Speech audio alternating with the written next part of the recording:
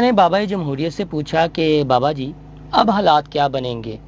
اور اسٹیبلشمنٹ بیچاری کیا کرے گی، تو جس پر بابا جمہوریت مسکرائے اور انہوں نے ایک اور سگریٹ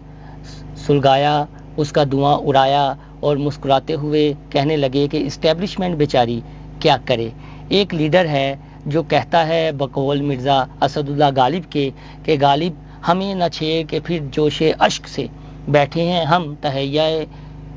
طوفاں کیے ہوئے، اور دوسرا مقبولیت کے بام عروج پر پہنچا ہوا لیڈر کہتا ہے کہ اگر میری حکومت گرائی گئی تو میں زیادہ خطرے ناک